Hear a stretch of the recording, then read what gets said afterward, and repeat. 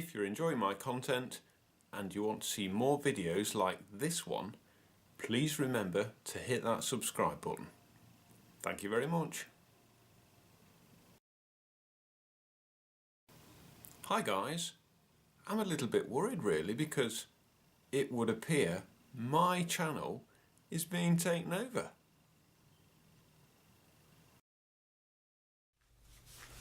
Hello, it's Teresa Bradley yet again. There's just a few points that I forgot to mention on the other video, and I just thought, why not put them in a video for others to share with me. Please excuse me keep having to look at the paper, but I've got a cold, so my head is a shed, as the saying goes. I'd like to start by saying that Neil is a very proud man and he's a perfectionist. Now, I suppose some people would call it stubborn, but it's just Neil. And the thing is, he because he's done things in the past, he wants to carry on doing things. And if his MS stops him from doing something, he throws a wobbler. And I can quite understand that, because he's been used to doing something for years and all of a sudden he can't. But he takes it as a failure that he can't do it. And I try and tell him he's not a failure, but as I say, that's Neil. When he gets his pain, he doesn't want to give in, and he pushes through that pain, and I just look at him and think, why? Why not do something that you really want to do on a day when you're having a good day? Not knock yourself out when you're having a bad day, because if it was me, I'd take it easy on a bad day and then just do what I can on a good day. But as I said, Neil seems to think that's failure, and I'm trying to teach him, but it's a hard journey. It's alright, I'm just checking my notes again, and I find it hard to understand that Neil says if he gives in and doesn't go through the pain, then it's the beginning of the end. Like when he can't walk to the shop and he wants to go with me, and I'll say, well, you're really bad at walking today, stay where you are. And he'll say, no, it's the beginning of the end. And I'll say, why? You're just sitting in the car while you're having a bad day. It doesn't mean like tomorrow it's wheelchair. You know, just how it is. But he's just got this idea in his head, and once there's something in there, no one can shift it. So we just let Neil get on with it, basically. He hasn't got anything to prove to anybody, especially not anyone that matters. But he feels if he's pottering in the garden, people are going to think to themselves, he's not ill, he can go down the garden. But I says to him, what does it matter? If you want to go down the garden and you feel you can, you go. And he does. But it's like sometimes he has to give himself permission. And I must admit that is hard for me to understand. But, you know, this is how he thinks. And to him, how he thinks and feels is very real. So, as I've said before, I try and understand for him. Bless him. I hope I'm not making him sound awful, because he's not. He's the most lovely man in the world. But I'm just trying to say some of the things how his MS affects him, in case anybody out there has the same thing with somebody they know. You know, they're not being funny, it's just how they're being, how they're reacting to their MS journey. And everybody's journey is different. So you just have to take it step by step, day at a time. Neil feels that if he doesn't manage to do something on a bad day, that he's not only letting himself down, but he's letting me down. And I have to stop him right there, and I say to him, "You're not letting me down, darling. You never let me down." He's just too hard on himself. It's like, I say to him, what would you say to me if it was me in your position? Would you be so hard? And he said, no. I thought, well, why'd you do it to yourself then? You know, sometimes it's like he has to have a good talking to, and make him understand that there is a different way of looking at things. I know I'm not the one suffering. I know that. But all I want to do is help him. And whether that comes across or not, I don't know. But I just keep trying. Neil, for a while now, has liked to do the housework. Now, while he's happy to do it, I'm not going to stop him. I'll let him carry on. It's therapy. Well, that's what I keep telling him. So he likes to do the housework. And to be honest, it gives him a purpose. He likes to do the housework. And, you know, I chip in as well, but I let him do his thing. And he likes to feel useful. And if he doesn't manage to do it because he's not well, he thinks he's lazy. And he's not lazy. But I think I've got to do some programming in his head, get him to think how I think. He needs sorting out. On Neil's MS journey, as for everyone, I presume, at times they have this tremendous tiredness, exhaustion, and when it affects you, you can't focus on anything. You can't. All you're thinking about is like staying awake and keeping going, which is pretty hard to do sometimes. You know, it's like he does have trouble sleeping for his back and his legs and one thing and another, and then he feels it's, if he has to go and have a nap in the afternoon,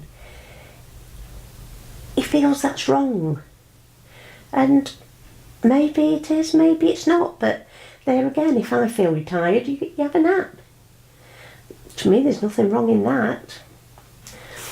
I apologise for my voice anyway, I have a cold, but I'm a woman, I can take it. Sometimes it's just a battle getting up and carrying on day to day. And when Neil says, "I don't know how much more of this I can take," it really does give me a shock, because I'm doing my best to keep him motivated, focused. Okay, I can't take his pain away, but I try to make his home life as nice as possible. And loving him the way I do, I'm sure helps no end. But ultimately, it's his journey. And the greatest of respect to him, because he puts up a magnificent fight against this MS. And it's like every day is a fight, just a different fight, different length of time. And if he wins, that's all well and good. Brilliant. Bring it on. But the bad days are, I don't know what to do. And we just sort of get through those days the best we can. Do things that he likes, and perhaps listen to some nice music, or just try and relax him, because the more he gets set up, the worse his symptoms get. So I'm not saying there's a magic cure, but you know, I try and tell him to calm down and de-stress, because when you wind up, everything does feel worse, you know. And like night time, it's like everything comes to life at night. Your pain seems worse, the buzzing in his legs seem worse, the burning in his legs seem worse. And I do encourage him to have the odd drink of port. He likes a drink of port, and if he likes it, why shouldn't he have it? He's not an alcoholic, not by any stretch of the imagination, but I think it just calms him down a little bit, and that can only be a good thing where I'm concerned. If I thought for 1 minute that Neil wouldn't dare ask me for help, I would be mortified, because I would expect him to ask me for help for anything. There's nothing I wouldn't do for Neil, nothing. And I think he knows this. And with me at the side of him, I feel I'm on the journey with him, although I can't help him fight. I'm just there. And I say it's our journey. But I can't be in his shoes. I can't feel what he's feeling. He describes it absolutely amazingly, and you know, I take what he says very seriously, but I just don't know what he's actually feeling, unlike some of you out there. Since Neil started recording his video blogs, he did it not only for himself, but he did it to try and help at least one person out there. And he thought if he helped one person, then it'd be worth it. Well, boy, were we surprised. He has had lots of people emailing him, messaging him, and he's getting friends from all over the world with lovely, lovely comments and saying how helpful he is to them, and they look up to him. I think that's fantastic. I'm so proud of him. He's really a star in my eyes, a real star. And what he's managing to do, it's exceeding our wildest dreams. As I said, we expected to help at least one, but it seems we're helping more than one. Hang in there.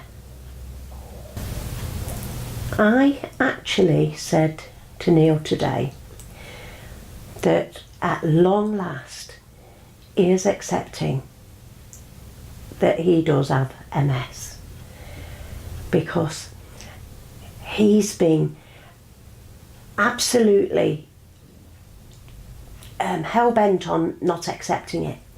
He's been, you know, holding back, kicking and screaming that he didn't want to accept it. And it's been hard work, but slowly is accepting it. And I said to him, when you accept things, it gets a little easier. It's not so hard. You're not fighting against yourself. And it's just easier for you, you know. And I'm pleased about that. And now he's accepting that his life consists, sadly, of pain, uncertainty, and the unknown.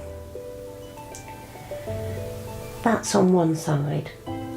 On the other side, he has me, he has all you guys out there, because we all feel like friends now, we feel like we know each other, and that can only be good. And we have our families. It's not all doom and gloom. I know it's not pretty, but it's not doom and gloom. He's still alive. And there's a lot of people, although they wouldn't want you to be ill, they'd have you as you are rather than not have you at all. And that goes for me with Neil. I'd be lost without him. He's my hero. Thanks for watching. Hope you've enjoyed it. And bye for now.